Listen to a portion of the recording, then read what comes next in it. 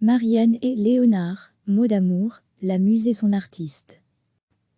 Dans son dernier biopic musical, le documentariste Nick Broomfield centre son attention sur le couple que formaient Leonard Cohen et sa muse Marianne Hillan.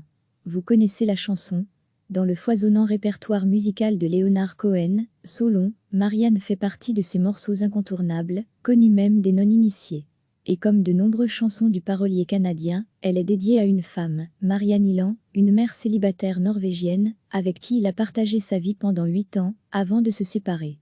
C'est leur couple que Nick Broomfield a élu comme sujet de son nouveau documentaire, un choix qui n'a rien d'anodin.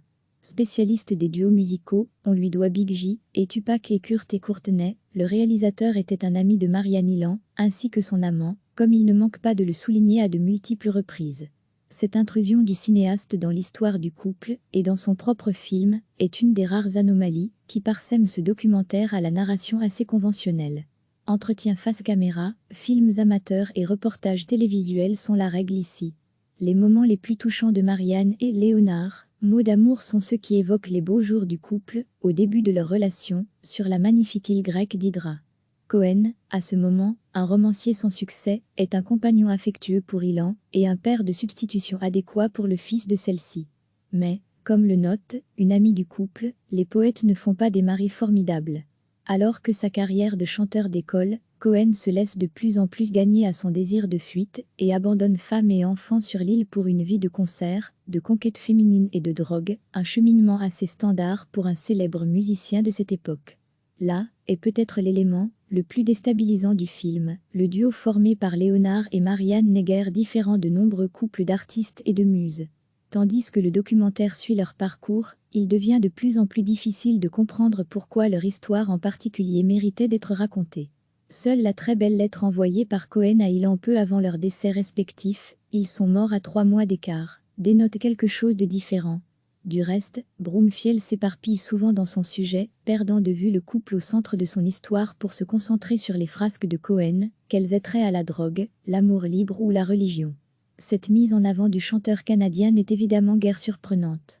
En tant que célébrité, Leonard Cohen est une personnalité autour de laquelle grand nombre de documents existent et il est, n'en doutons pas, la raison principale pour laquelle les spectateurs iront voir Marianne et Léonard.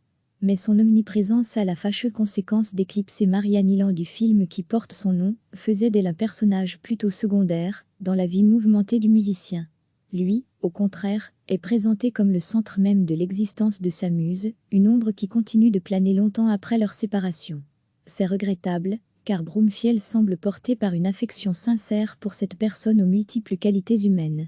Mais en entretenant cette image d'une femme qui n'aurait existé qu'à travers son rôle de muse, il lui rend un hommage assez maladroit. Marianne et Léonard, mots d'amour sort dans les salles de cinéma le 1er juillet. Dans son dernier biopic musical, le documentariste Nick Broomfield centre son attention sur le couple que formaient Leonard Cohen et sa muse Marianne Hillan. Vous connaissez la chanson. Dans le foisonnant répertoire musical de Leonard Cohen, Solon, Marianne fait partie de ces morceaux incontournables, connus même des non-initiés. Et comme de nombreuses chansons du parolier canadien, elle est dédiée à une femme, Marianne Hillan, une mère célibataire norvégienne, avec qui il a partagé sa vie pendant 8 ans, avant de se séparer. C'est leur couple que Nick Broomfield a élu comme sujet de son nouveau documentaire, un choix qui n'a rien d'anodin. Spécialiste des duos musicaux, on lui doit Big J et Tupac et Kurt et Courtney, le réalisateur était un ami de Marianne Hillan, ainsi que son amant, comme il ne manque pas de le souligner à de multiples reprises.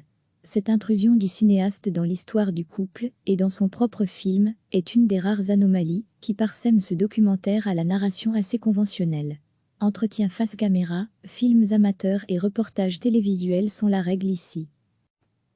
Les moments les plus touchants de Marianne et Léonard, mots d'amour, sont ceux qui évoquent les beaux jours du couple, au début de leur relation, sur la magnifique île grecque d'Hydra.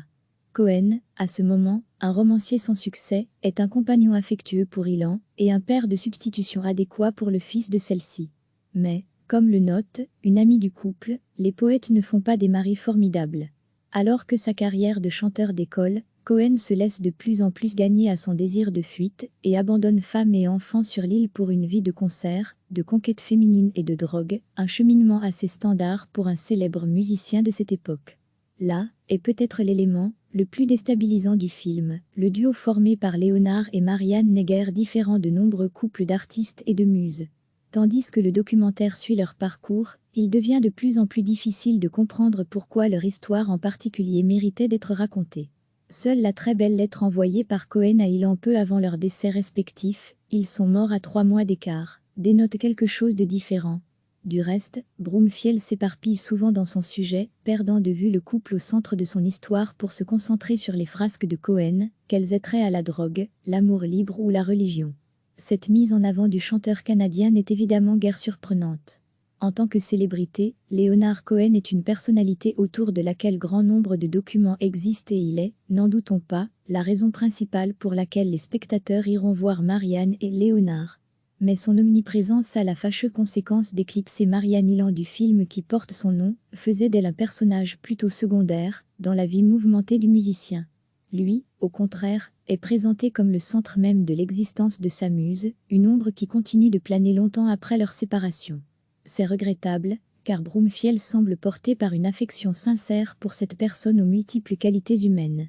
Mais en entretenant cette image d'une femme qui n'aurait existé qu'à travers son rôle de muse, il lui rend un hommage assez maladroit. Marianne et Léonard, Mots d'amour sort dans les salles de cinéma le 1er juillet. Cliquez sur s'abonner pour recevoir les dernières nouvelles.